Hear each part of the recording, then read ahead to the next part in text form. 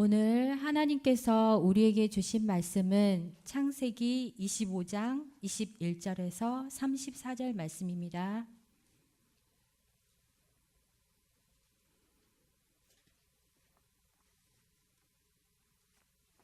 이제 봉독합니다. 하나님의 말씀을 경청하십시오. 이삭이 그의 아내가 임신하지 못하므로 그를 위하여 여호와께 간구하매 여호와께서 그의 간구를 들으셨으므로 그의 아내 리브가가 임신하였더니 그 아들들이 그의 태 속에서 서로 싸우는지라 그가 이르되 이럴 경우에는 내가 어찌할꼬 하고 가서 여호와께 묻자온대 여호와께서 그에게 이르시되 두 국민이 내 태중에 있구나 두 민족이 내 복중에서부터 나누이리라 이 족속이 저 족속보다 강하겠고 큰 자가 어린 자를 섬기리라 하셨더라. 그 해산 기한이 찬즉 태에 쌍둥이가 있었는데 먼저 나온 자는 붉고 전신이 털옷 같아서 이름을 예서라 하였고 후에 나온 아우는 손으로 예서의 발꿈치를 잡았으므로 그 이름을 야곱이라 하였으며 리브가가 그들을 낳을 때에 이삭이 60세였더라. 그 아이들이 장성함에 예서는 익숙한 사냥꾼이었으므로 들 사람이 되고 야곱은 조용한 사람이었으므로 장막에 거주하니 이삭은 예서가 사냥한 고기를 좋아하므로 그를 사랑하고 리브가는 야곱을 사랑하였더라. 야곱이 죽을 쑤었더니 예서가 들에서 돌아와서 심히 피곤하여 야곱에게 이르되 내가 피곤하니 그 붉은 것을 내가 먹게 하라 한지라. 그러므로 예서의 별명은 에돔이더라. 야곱이 이르되 형의 장자의 명분을 오늘 내게 팔라. 예서가 이르되 내가 죽게 되었으니 이 장자의 명분이 내게 무엇이 유익하리요. 야곱이 이르되 오늘 내가 내게 맹세하라. 예세가 맹세하고 장자의 명분을 야곱에게 판지라. 야곱이 떡과 팥죽을 예서에게 주매 예서가 먹으며 마시고 일어나 갔으니 예서가 장자의 명분을 가볍게 여김이었더라. 아멘. 하나님께서 이 말씀을 통해 우리에게 은혜 주시기를 원합니다. 아멘. 사랑의 주님 감사합니다. 주님께서 들려주시는 말씀 저희가 듣겠습니다. 들려주신 그 말씀으로 우리가 길잡이 삼아서 이 세상에서 하나님의 나라 이루고 주님의 뜻을 이뤄가는 참된 구원의 길을 걸어갈 수 있도록 인도하여 주옵소서. 예수님의 이름으로 기도드립니다. 아멘. 5월 가정의 달에 가정에 대한 이야기 저희들 같이 나누고 있습니다. 지난주에는 아브라함의 가정 이야기 같이 나눴죠. 그리고 오늘은 그 아브라함의 아들 이삭의 가정에 대한 이야기를 여러분과 함께 나눌 것입니다. 이삭의 어머니가 돌아가셨어요. 사라. 홀로 있었던 그나마도 소심했던 이삭이 아마 홀로 지내는 것이 너무 외로워 보였던 모양이죠. 그래서 아브라함이 3년도 되지 않았을 때 이삭을 자신이 구해온 여인과 함께 결혼을 시킵니다. 그래서 이삭이 가정을 꾸리게 된 거죠. 그러나 모든 사람이 다 그렇듯이 결혼만 한다고 해서 모든 것이 행복하게 다 그 조건이 마련되나요? 쉽지 않은 일들이 생기잖아요. 이삭의 가정에서도 어려움이 생겼어요. 그것은 바로 아이가 생기지 않은 거예요. 결혼한 부부에게 있어서는 아이는 기쁨이고 또 행복이고 소망이고 선물인데 아이가 생기지 않아요. 한 해는 그냥 지나갔겠죠. 두 해도 그냥 지나갔겠죠. 조금씩 시간이 지나감에 따라서 그 마음은 조급해지고 싶지도 않았을 거예요. 아마 요즘으로 생각해 보면은 곁에서 묻는 질문 하나도 되게 민감하게 반응하지 않았을까라는 생각도 들어요. 또 결혼 몇 년째지? 예, 몇 년째인데요. 근데 이제 소식이 있어야 될 때 아닌가? 소식 없어? 좋은 소식은? 야, 몸이 조금 나는 거 보니까 뭔가 좋은 소식이 있는 것 같다. 이 한마디들이 그저 지나갈 수 없는 이야기들이 되었겠다. 이런 생각이 되어져요. 그래서 몇 년째 아이가 없었어요. 성경에 보니까요. 20년 동안 아이가 없었던 거예요. 그러니 그 이삭의 가정의 그 마음은 어땠을까라는 생각을 해보게 되는 거죠. 제 주변에 친구 목사들이나 또 아는 이들, 교우 중에서도 그렇고 아이가 없는 가정들이 있어요. 볼 때마다 참 안타까워서 기도하죠.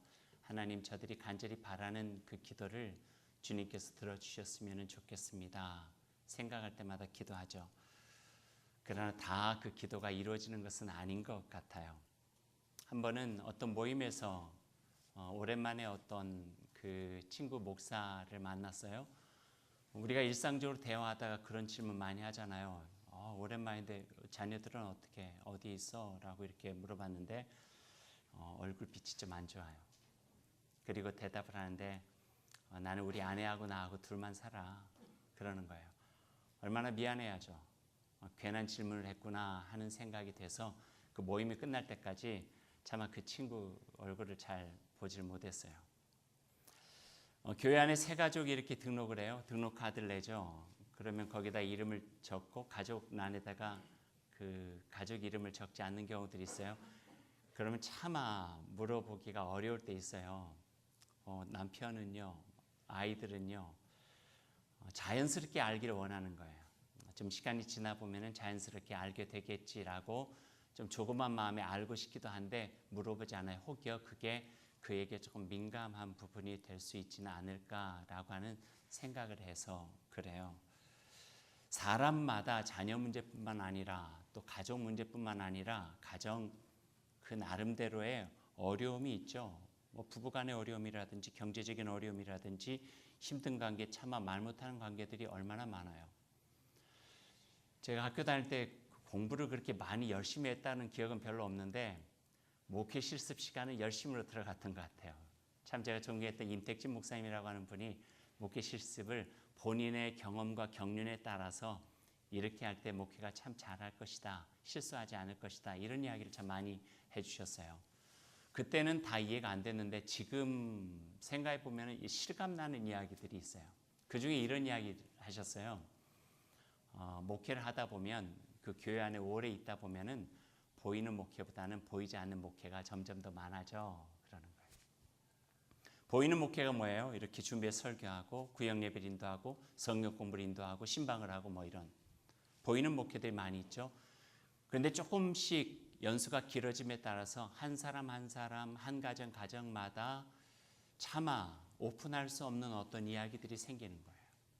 그걸 놓고 기도하게 하고 그래서 어디 누구와 만났다는 이야기도 하기가 어렵고 어느 곳에 갔다 왔다는 이야기도 하기가 어렵고 같이 동역하는 부교역자들에게도 이런 일이 있었다고 저런 일이 있었다고 차마 말하기 어려운 민감한 가정 또는 개인의 문제들이 있는 것을 보게 되죠. 이게 다 그런 것 같아요. 우리 모두가 다 그런 모습이 있는 것 같아요. 그만큼 민감하고 어려운 문제들이 가정 안에 참 많이 있다는 거예요. 임택진 목사님이 그래서 이런 이야기도 우리에게 수차례 반복하시면서 했던 이야기가 있어요. 목회하면서 알게 된 개인의 이야기는 절대 다른 사람들에게 해서는 안 된다. 다른 사람에게 하지 않겠다고 하는 이를 악물고 각오해야지만 목회를 할 수 있다. 이런 이야기를 해요. 제가 그 말씀을 듣기를 참 잘한 것 같아요. 왜냐하면 정말 목회 가운데서도 그래요. 그것이 목회뿐일까요? 우리들이 살아가는 삶의 과정 속에서도 얼마나 빈번하게 일어날 수 있는 일이겠어요. 그만큼 민감하고 어려운 문제들이 개인에게나 각자의 가정에 참 많이 있다 하는 말씀이에요. 제가 여러분의 얼굴 보니까 별 걱정이 없고 어려움 없는 것 같은데 그러세요? 이건 이삭의 문제일까요? 아니면 여러분도 있는데 말 안 하시는 거예요? 서로를 한번 보세요. 서로 이렇게 한번 보세요. 괜찮아 보이세요? 멀쩡해 보이세요? 아무런 걱정 없고 그런 걱정은 나만 가지고 살아가는 것 같은 그런 느낌이 드세요? 어떠세요? 저는 어때 보여요? 저는 한번 보세요. 저 걱정 없어 보이죠? 멀쩡해 보이죠? 괜찮아 보이죠? 정말 그럴까요? 사람 비슷해요. 사는 거 다 비슷하고요. 걱정 없이 보이지만 걱정이 있어요. 다를 뿐이에요. 다를 뿐이에요.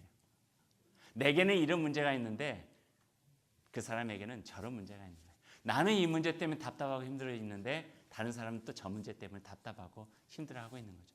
그 인간이 가지고 있는 이 부족함과 연약함 속에서 살아갈 수밖에 없는, 불완전한 세상에서 살아갈 수밖에 없는 일상의 모습이 바로 그런 거죠. 이상만 이런 문제가 있겠어요? 아니죠. 우리 모두가 다 그런 문제가 있다는 거예요. 그럼 어떻게 살아가야 될까요? 문제 뭐 나만 있는 게 아니라 다른 사람은 다 있으니 그냥 그러려니 하고 살아야지. 이게 우리들이 살아가는 태도고 지혜겠어요? 아니에요. 오늘 성경 말씀에서 그런 문제가 있고 모든 사람들이 각기 다른 어려움들과 힘겨움 속에 살아간다고 하지만 그때마다 우리들이 같이 하나님 안에서 믿는 이로서 해나갈 것이 있다고 하는 것을 가르쳐주고 계세요. 21절 말씀 한번 보죠. 21절 같이 한번 읽어보십시다. 21절입니다. 이삭이 그의 아내가 임신하지 못하므로 그를 위하여 여호와께 간구하며 여호와께서 그의 간구를 들으셨으므로 그의 아내 리브가가 임신하였더니. 이거 너무 단순하게 읽지 마세요. 단순하게 읽어버리면 이 말씀 속에 담겨져 있는 의미를 우리가 온전하게 알 수 없어요. 이 말씀을 단순하게 읽으면 어떻게 되는지 아세요? 아이를 못 가졌어요. 하나님께 기도했어요. 하나님 응답해 주셔서 아이를 주셨어요. 끝. 하나님은 우리에게 기도하시면 우리의 기도를 들어주시는 분. 그러면 아이가 생기지 않는 부분은요, 하나님께서 그 기도 들어주시지 않았나요? 이 속에 담겨져 있는 깊은 의미가 있어요. 몇 년간 기도했어요? 몇 년간 기도했을까요? 20년. 20년 동안 그의 기도하는 마음속에 뭐가 있었을까요? 아이를 주십시오 뿐만 아닐 거예요. 만약에 제가 이삭의 입장이었으면요, 제일 먼저 기도했던 것은 이런 걸 거예요. 하나님, 우리에게 아이를 주십시오 뿐만 아니라 하나님, 제 아내의 마음을 위로해 주셨으면 좋겠습니다. 해가 갈수록 그 마음이 너무 힘들어지고 우울해지고 어렵습니다. 하나님께서 그의 마음을 안아주셨으면 좋겠습니다. 이것뿐만 아니라 하나님의 어려움 속에서 또 다른 하나님의 은혜를 누리면서 일상의 삶으로 살아갈 수 있도록 도와주시길 원합니다. 이런 기도도 드렸을 거예요. 그러니까 기도라고 하는 것이 우리에게 단순한 게 아니에요. 하나님의 능력, 요거를 딱 집어넣고 이걸 들어주십시오가 아니라 기도하는 과정 속에서 20년을 버텨낸 거예요. 힘들고 때로는 위축되고 때로는 그 마음속에 부족한 듯 느껴지게 되고, 왜 하나님께서는 나에게, 결혼한 이 가정에게 그렇게 하나님의 선물 주시지 않나라고 하는 원망이 있을 수도 있는 그런 삶의 과정 속에 하나님과 기도를 통해서 교제하면서 나의 그 삶들을 지켜나가고 이겨나가고 견뎌내고 버텨내고 더 다른 하나님의 뜻을 구하면서 살아가는 그 과정이 기도인 거예요. 그러니까 기도의 능력은 내가 기도했으니 그게 들어주시고 이루어졌다가 아니라 기도하는 가운데에서 나의 형편과 나의 어려움과 나의 처지를 아시는 하나님께서 내 마음을 위로해 주시고 격려해 주시고 또 다른 빛을 보여주시고 나와 함께 주무심으로 인하여서 나 지치지 않겠습니다. 좌절하지 않겠습니다. 원망하지 않겠습니다. 그 가운데 나와 함께 해주신 여호와 하나님과 이 모든 어려운 과정을 이겨내겠습니다. 이게 기도죠. 기도를 통해서 지혜를 얻고 기도를 통해서 힘을 얻어요. 기도는 어려움을 이겨낼 수 있는 능력이다, 맞아요. 그러나 그것이 그렇게 단순하지 않다는 거죠. 하나님께서는 우리가 기도할 때 그 기도를 그대로 들어주시기도 해요. 말하자면 하나님 너무 어둡습니다. 빛이 되었으면 좋겠습니다. 빛이 될 수도 있어요. 하지만 하나님께서는 성경의 대부분은요, 빛 가운데 걸어가는 동안 내가 너와 함께 하겠다. 내가 너와 도와주겠다. 난 떠나지 않겠다. 두려워하지 말아라. 겁내지 말아라. 강하고 담대하라. 내가 곁에 있다. 이 말씀하시면서 그 어둠 가운데 같이 걸어가 주시는 분, 그분이 바로 하나님이라고 하는 것을 우리가 만나는 것, 그 시간이 기도죠. 그래서 기도가 힘이 되는 거예요. 그래서 기도가 힘이 되는 거예요. 여러분, 이런 가사의 찬양을 들어보신 적이 있으신가요? 기도는 우리의 안식 빛으로 인도하네. 앞이 캄캄할 때 기도 잊지 마세요. 들어보셨어요? 꽤 고전 클래식 찬양인데 1절 가사 한번 보여드릴게요. 이렇게 되어 있습니다. 아직 안 나오나요? 1절 가사 보여주세요.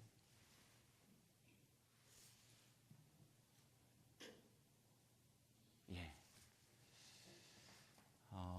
가사를 봤으니 한번 불러봐야죠.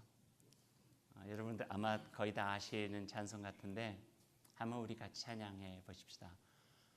오늘 집을 나서기 전 기도했나요? 오늘 받을 은총 위에 간구했나요?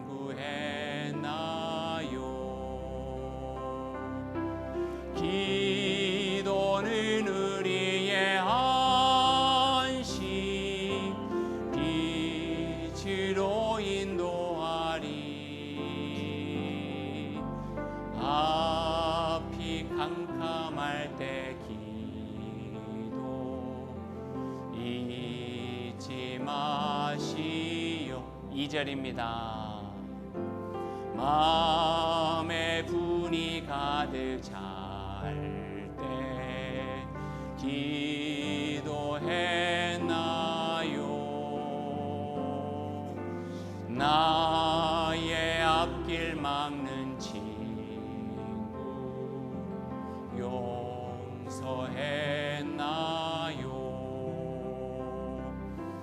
기도는 우리의 안식 빛으로 인도하리. 앞이 캄캄할 때 기도 잊지 마시오. 3절은 가사로 그냥 읽어보죠. 시험할 난 당할 때에 기도했나요? 주가 나와 함께하면 능히 이기리. 기도는 우리의 안식 빛으로 인도하리. 앞이 캄캄할 때 기도 잊지 마시오. 나의 일생 다 가도록 기도하리라. 주께 맡긴 나의 생에 승리하리라. 기도는 우리의 안식 빛으로 인도하리. 앞이 캄캄할 때 기도 잊지 마시오. 어차피 캄캄하니까요. 기도하세요. 내가 할 수 있는 일이 없다는 거예요. 앞이 캄캄해서. 그럴 때 하나님께 기도하면 그 캄캄한 밤 가운데 동행해 주시는 주님의 손길을 느낄 수 있고 우리를 빛 가운데 인도해 주시고 또 동행해 주시면서 함께 하시는 하나님을 경험할 수 있다. 이렇게 말씀해 주고 계세요. 이삭이 그 기도를 드린 거예요. 몇 년 동안? 20년 동안.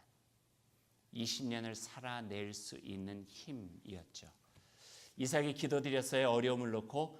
그런데 참 감사하게도 하나님께서 그 기도를 들어주셔서 아이를 갖게 됐습니다. 하나님께서 아신 것 같아요. 참 마음고생 많이 했다. 이삭 부부야. 그래서 그냥 하나만 주시지 않고 곱빼기로 둘을 주셨어요. 쌍둥이를 갖게 된 거예요. 그러면 여러분 생각해 보세요. 이제 그걸 놓고 기도했어요? 그러면 아이를 낳았으니 그 어려움이 끝난 걸까요? 사람은 그렇게 생각해요. 단순하게. 그러니까 단순한 기도는 단순하게 결론을 맺을 수밖에 없는 거예요.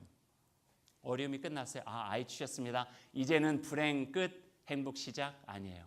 20년 동안도 그런 기도 드리지 않았다면 그 이유도 마찬가지일 거예요. 어려움이 끝났다고 생각했는데 또 다른 어려움이 생겼어요. 산 넘어 산이고 물 건너 물이에요. 아이만 가진 모든 어려움 다 끝날 줄 알았는데 그게 아니었죠. 22절 말씀 보니까요. 그 아들들이 그의 태 속에서 서로 싸우는지라 그가 이르되 이럴 경우에 내가 어찌할꼬 하고 가서 하나님께 묻자온대. 새로운 기도 제목이 생긴 거예요. 아이만 있으면은 이제는 행복하게 살 수 있겠다 생각했는데 이 아이로 인하여서 또 다른 어려움이 생겼어요. 이게 인생이에요. 이게 인생이에요. 이게 우리의 삶이에요.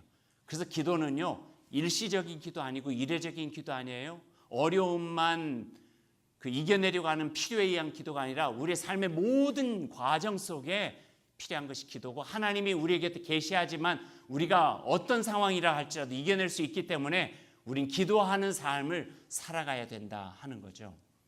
기도로 두 아들을 얻었는데 뱃속에서부터 사이가 안 좋아요. 그리고 그 갈등은 그들의 평생 숙제로 남게 되죠. 자녀가 둘이 싸워요. 싸우는 자녀를 보는 부모의 심정은 어땠을까요? 그런데 오늘 성경 말씀 보면은요, 그 아이들의 문제, 자녀들의 갈등과 이 분쟁의 문제는요, 어쩌면 부모에게 있어요. 어떤 책을 보니까 자녀가 가지고 있는 문제는 아마 부모로부터 갖고 있는 문제일 가능성이 훨씬 더 많다, 이런 이야기를 하는 것을 들었어요. 성경 말씀이 보니까 그래요. 자녀들이 갈등을 낸 것은 뱃속에서 서로가 안 좋은 것도 있었지만 부모의 편애와 편집이 만들어낸 갈등이고 그로 인한 아픔과 상처였어요. 27절과 28절 말씀 한번 성경 볼까요? 본격적인 형제 갈등의 시작을 우리에게 보여주고 있죠. 같이 읽죠. 그 아이들이 장성함에 에서는 익숙한 사냥꾼이었으므로 들 사람이 되고 야곱은 조용한 사람이었으므로 장막에 거주하니 이삭은 에서가 사냥한 고기를 좋아하므로 그를 사랑하고 리브가는 야곱을 사랑하였더라. 이삭은 에서를 사랑하고 또 리브가는 야곱을 사랑하고 편을 지었어요. 편이. 그런데 여기 보니까요, 참 보면서도 그래요. 이삭이 에서를 좋아하게 된 이유가 뭐라고요? 이삭이 에서를 좋아하게 된 이유가 뭐예요? 고기를 좋아해서요. 고기를 좋아하는데 고기를 갖다 준 아들이 좋은 거예요. 참 유치하지 않아요? 고기 갖다 주면 그 아들이 좋고, 만약에 고기 안 갖다 주면, 요즘 오늘도 갖다 주고 내일도 갖다 주고 모레도 갖다 줬어요. 아, 참 이 아들 참 좋다. 근데 그 다음날 며칠 후에 안 갖다 줘요. 그럼 어떻게 돼요? 얘가 고기를 안 가져오네? 마음이 변했나? 조건적 사랑이에요. 유치한 사랑이에요. 사랑의 이유, 사랑의 기준이 나에게 있는, 얄팍한 나에게 기준이 있다 보면은요, 이게 편애가 되고 편식이 되고 편집이 될 수 있는 가능성이 많아요. 이게 얼마나 위험한 사랑인지 몰라요. 대개 누군가를 사랑할 때 그 이유가 단순하고 유치한 것이 많은데 그 사랑은 되게 위험해요. 예를 들자면은 목소리가 좋아서 사랑한다, 잘생겨서 사랑한다, 돈을 잘 벌어서 사랑한다, 또 공부를 잘해서 사랑한다. 그러면 반대로 공부를 못하면요, 성적이 떨어지면요, 은퇴할 수 있잖아요. 돈을 못 벌 수도 있잖아요. 이런저런 상황 때문에 어려움을 겪을 수도 있잖아요. 그러면 그 사랑이 떠나버리게 되는 걸까요? 그러니까 굉장히 조건적인, 그것도 얄팍한 조건 속에 기대어져 있는 사랑은요, 얼마든지 변수가 있을 수밖에 없다 하는 거예요. 의외의 복병을 만나면은요, 그 사랑은 사라져버리고 말아요. 그 조건이 얄팍하면 얄팍할수록 그 사랑도 얄팍해 버린다 하는 말씀이에요. 어떤 분은 또 이렇게 이야기를 해요. 왜 좋아해요? 왜 좋아해요? 그러면 그냥 좋다고. 그런 말씀 안 하세요? 그냥 좋다고. 그럼 그냥 좋아했으면요, 그냥 안 좋아질 수도 있어요. 그냥 좋았어요. 근데 어느 날 그냥 안 좋아요. 개콘의 버전을 하면은요, 왜 그럽니까? 그러면 기분 탓이. 내 기분에 좋으면 좋은 거고 안 좋으면 안 좋은 거고. 얼마나 이게 조건적이고 이기적인 사랑이에요. 그래서 성경 말씀은요, 그 사랑의 이유와 사랑의 원천을 너 자신에게 두지 말라는 거예요. 요한서신 같은 거 보면은요, 이렇게 말씀하세요. 하나님이 사랑이시다. 하나님이 사랑하시다. 그러니 너희가 서로 사랑해라. 그러니까 조건적인 사랑에 기초한 사랑이 아니라 무조건적인 사랑, 무조건적인 사랑 속에 기초할 때 내가 사랑이 부족해도, 내 사랑이 차별이 되어져서, 내 사랑에 한계가 있어도 예수 그리스도께서 나에게 주신 사랑으로 살아간다면 그 부족함을 알게 되고 느끼게 되고, 아, 이래서는 안 되지, 또 하나님께서 보여주는 그 사랑으로 조금 더 애써야지, 노력해야지, 방향성도 생기고 해야 될 목표도 생기는데, 그러지 않고 나의 삶에, 나의 조건에 기대어져 있는 사랑은 얼마나 얄팍하고 그게 위험해서 편의 편식으로 인하여서 갈등과 대립될 수 있는 조건들이 많이 있을 수밖에 없다는 거예요. 오늘 성경 말씀 보세요. 이삭의 에서 사랑은요, 고기였어요. 고기. 여러분, 고기 좋아하지 마세요. 그러다 보면은 편식적 사랑으로 갈 수가 있어요. 음식 좋아하지 마세요. 맛있는 거 잘해주는 사람만 좋아할 수 있어요. 내게 기초된 허망한 사랑이죠. 잘못된 방법으로 자식을 사랑하면 아이, 자녀 망칠 수 있다는 거예요. 리브가는 야곱을 사랑했어요. 추측해 볼 수 있는 거죠. 이삭이 자기에게 고기를 갖다 주는 에서만을 사랑해요. 편애하는 거죠.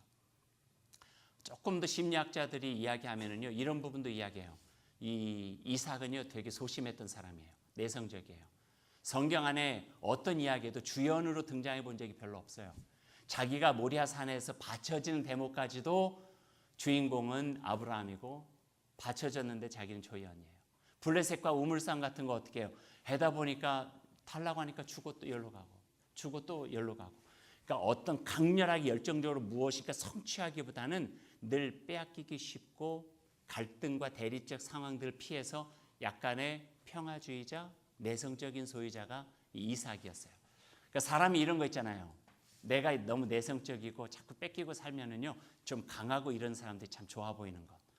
들 사람과 같았던 에서, 사냥도 잘하고 고기도 잘 잡아오고, 야, 나도 저랬으면 참 좋았을 텐데 하는 그 마음이 연결이 되어졌는지 이삭은 에서를 편애한 거예요. 그러다 보니까 엄마 마음은 어때요? 엄마는 보호 본능, 모성 본능이 있죠. 아빠가 너무 아들만 끼고 사니까 다른 상대적으로 소외될 수 있는 이 아들에게 마음이 가는 거예요. 그래서 야곱을 중심으로 해서 리브과 관계가 이어지게 되죠. 이 편에 나누어진 사랑의 관계, 그 위험한 사랑이 평생 동안 에서와 야곱이 서로 얼굴을 잘 보지 못하고 살아갈 정도로 분리시켜 놓아버리고 만 거예요. 갈등과 분열은요, 가정을 무너지게 만드는 길이에요. 갈등과 분열은 공동체를 깨버려요. 갈등과 분열은 하나님의 교회도 무너뜨릴 수 있는 틈이 생기게 돼요. 그럼 이 갈등과 분열, 편애, 편식, 편집, 차별 이렇게 나눠졌던 것을 회복할 수 있는 길은 무엇일까요? 딱 한 가지 길이 있다고 성경은 이야기하고 있어요. 그게 바로 사랑이래요. 조건적 사랑이 아니라 예수 그리스도의 십자가의 무조건적인 사랑과 하나님의 은혜에 기초한 그 사랑, 원수까지도 사랑해야 된다고 하는 그리스도의 참된 말씀 속에 내가 함께 거하면서 애쓰는 그 사랑만이 갈등을 치유하고 분열을 화목하게 만들며 온전하게 하나님 안에서 서로가 기뻐할 수 있는 곳으로 만들어갈 수 있다. 그렇게 가르쳐 주고 계시는 거예요. 이 사랑이에요. 그 사랑이 우리에게 들어올 때에, 가정에 있을 때, 공동체에 있을 때에 그 사랑이 내 삶과 가정과 공동체를 치유하고 온전하게 세워가 하나님의 나라가 이루어질 수 있도록 하신다. 이 말씀이 오늘이 이삭의 가정을 통해서 우리가 배울 수 있는 거예요. 한 가지 더 이야기를 하죠. 이것도 매우 우리에게 중요한 부분들을 가르쳐주고 있어요. 29절 말씀부터 우리가 잘 아는 하나의 사건이 나오고 있어요. 그 사건은 바로 에서가 야곱에게 팥죽 한 그릇 먹고 장자권을 판 이야기예요. 우리가 다 아는 이야기죠. 에서는 하지 말아야 할 일을 한 거예요. 소중한 것은 소중히 여겨야 돼요. 소중한 것을 소홀히 여기고 가볍게 여기다 보면은요, 삶의 중심이 흩어질 수 있는 가능성이 많이 있어요. 근데 사람이 대부분 눈앞에 있는 것들이 소중하다 느껴지니까 좀 먼데 있는 것들은 정말 소중한 것인데도 불구하고 소홀히 여기기가 참 쉽죠. 명분보다는 실리에 따라서 움직이기가 참 쉬운 거예요. 에서가 지금 배고팠어요? 허기져요. 배고프긴 배고픈데 배가 안 고픈 게 아니에요. 근데 그게 과장되다 보니까 배고파 죽겠다 된 거예요. 지금 에서가 지금 죽게 생겼는데 실리, 명분, 장자의 명분이 뭐가 필요한가 하고 그 팥죽 한 그릇 줘. 그러니까 야곱이 때는 이때다. 그럼 형 나에게 그 장자 명분 줘. 내가 몇 분 차이로 태어난 것도 서러워 죽겠는데 1년, 2년이라면 내가 인정하겠지만 몇 분도 채 되지 않을 텐데 내가 둘째의 소름이 있어. 그 장자 명분 나한테 주면은 이 팥죽 줄게. 아마 그렇게 이야기를 했을 것 같아요. 그래서 그거 뭐 아마 속으로 에서는 이렇게 생각할 수도 있었겠죠. 내가 판다고 해서 팔려지는 건가? 생각해 보세요. 팔았어요. 그 다음에 이삭이 그 너희들이 장자 권 장자 명분 서로 팔았다며? 그럼 내일부터는 이제 야곱이 첫째고 에서 네가 둘째다. 이랬을 것 같아요. 아니죠. 바뀌어지는 거 하나도 없어요. 겉으로는요. 에서는 여전히 장자예요. 장자. 근데 장자의 명분을 판 것이 뭐 그렇게 중요했을까요? 그거는요, 보여지는 것이 아니라 보이지 않는 그 속에 담겨져 있는 가치. 장자의 명분이라고 하는 것이 뭔가요? 히브리서 12장 16절에 보니까요. 음행하는 자와 혹 한 그릇 음식을 위하여 장자의 명분을 판 에사와 같이 망령된 자가 없도록 살피라. 이거예요. 망령된다고 하는 것은요. 하나님을 없이 여긴다는 거예요. 팥죽 한 그릇에 장자의 명분을 판 것이 하나님을 없이 여긴 것이 된다라고 성경은 표현하고 있어요. 지난주에 설교로 여러분 이해하시면 잘 이해가 될 수 있을 것 같아요. 아브라함이 이제 죽기 전에 자기의 것을 남겨줘요. 이삭과 구드라의 자손 6 아들과. 이삭에게는 뭘 남겨줬어요? 이삭에게는요. 소유. 나머지 6 아들에게는요. 재산. 재산과 소유의 차이는 뭐라고요? 소유는요. 언약이에요. 정신이에요. 가치관이에요. 재산은요. 보여지는 거예요. 소유는 보이지 않는 무형의 재산. 장자의 명분을 팔았다는 것은 보여지는 장자권을 판 것이 아니라 그 속에 담겨져 있는 무형의 재산들, 무형의 소유들, 가치관, 하나님께서 아브라함을 통해서 이삭을 통해서 그 장자를 통하여서 물려주면서 하나님께서 꿈꾸셨던 비전, 하나님께서 이루어 가시려고 하셨던 하나님의 언약과 사명, 우리에게 주어진 것들, 이런 것들을 지금 에서는 야곱에게 팔아버립니다. 소홀히 여긴 거예요. 그래서 그 마음에 중요하게 여기지 않은 거예요. 팥죽 10그릇을 내게 준다고 할지라도 내가 굶어 죽는다고 해도 팔 것이 따로 있지. 그건 내가 못 팔아. 이거는 하나님께서 아버지 아브라함을 통해서 또 이삭을 통해서 나에게 물려주신 귀한 것인데 내가 아무리 배고파도 이거는 너에게 줄 수가 없는 거야. 소중한 것을 지켜나가려고 하는 마음이죠. 그래서 소중한 것은 소중하게 지켜질 때 그걸 통해서 더 아름다운 역사는 일어나요. 저를 생각해 보면 저에게 무엇이 소중할까? 장자의 명분 같은 게 무엇일까? 저도 큰아들이니까 장자의 명분이 있겠죠. 하지만 그거는 뭐 괜찮아요. 제 동생이 2살 터울인데 장남으로 대우받으면 얼마나 크게 뭐가 있겠어요. 하지만 뒤늦게 시작하면서 하나님 앞에서 약속하고 받은 목사의 직분이라든지 예수 그리스도가 내 안에서 이제 나를 살아가십니다라고 고백하면서 받게 된 세례라든지 나는 하나님께 속한 사람입니다. 난 그리스도인입니다. 언제나 어디서나 하나님과 언약 맺은 그분의 백성으로 살아가겠습니다 라고 하는 것은 포기할 수 없는 거예요. 그러니까 목사 지금 포기할 수 있지만 목사의 임직을 받을 때 제 마음속에 하나님과 맺었던 그 언약은 포기할 수 없는 거예요. 왜냐하면 무형의 것이 보여지는 것보다 훨씬 더 중요한 경우들이 너무나 많이 있기 때문에 그렇죠. 여러분도 마찬가지예요. 여러분에게도 세례라고 하는 걸 통하여 하나님과 함께했던 언약이 있어요. 그리스도인으로서. 또는 교회 안에서 직분 받았죠. 어떤 분은 장로로, 어떤 분은 권사로, 어떤 분은 안수집사로, 어떤 분은 집사로 자기의 직분을 받고 때로는 가중교회 목자나 어떤 성가대 사명이나 이런 걸 받게 되었죠. 그게 그냥 나에게 있어서 하나의 꺼내볼 수 있는 명함입니까? 그거 아니에요. 그 속에 그 임직 속에 담겨져 있는 무형의 소유와 재산이 있다고 하는 거예요. 그 명분을 팔아버리지 말라는 거예요. 실리로 인해서. 가볍게 여겨서도 안 된다고 하는 말씀이죠. 중요한 것을 가볍게 여기면은 사람도 가벼워지고요. 그 삶도 가벼워질 수 있는 것들이 얼마나 많이 있는지 몰라요. 이 세상에 건네주는 달콤함에 그냥 녹아버리고 내가 누구인지조차 상실해버리고 게으름과 편안함에 밀려만 가끔 꺼내보는 이름표처럼 나의 직분을 생각한다는 것 안 돼요. 내가 그것을 하나님과 약속할 때 내 마음에 어떤 마음이 있었는지 지금 너무 분주하고 너무 힘들어서 내 안에 희박해졌지만 다시 회복하고 살아가야 될 장자의 명분 같은 가볍게 여기고 소홀히 여기지 말고 중요하게 여기면서 지켜나가야 되는 것이 무엇인가 하는 것들을 하나님 안에서 끊임없이 내가 돌아보지 않으면 내 삶조차 가벼워질 수 있다. 이렇게 말씀해 주고 계시는 거예요. 가정에서도 마찬가지예요. 아빠, 엄마 이게 그저 아빠고 그저 엄마인가요? 여러분 혹시 자녀에게 유아 세례 주셨어요? 유아 세례를 받게 할 때 여러분 마음속에 약속한 거 있죠. 유아 세례 교인이라는 게 중요한 게 아니에요. 나는 우리 아이에게 유아 세례를 바쳤다는 게 중요한 게 아니에요. 내가 내 아이를 하나님의 언약의 자녀로 키워가겠습니다. 기도하겠습니다. 하나님의 빛 가운데서 걸어갈 수 있도록 격려하면서 최선을 다하겠습니다. 세상의 가치보다는 하나님께서 그의 진리와 복음으로 주신 그 가치에 뿌리 내리고 살아갈 수 있는 자녀로 내가 세워가겠습니다. 이런 약속이 유아 세례 속에 담겨져 있는 거죠. 이게 장자의 명분이에요. 보여지는 것이 아니라 보여지지 않는 무형의 정신과 가치 속에 하나님께서 우리에게 주시는 그 약속, 언약이 있다는 거예요. 그거를 에서는 팔아버렸어요.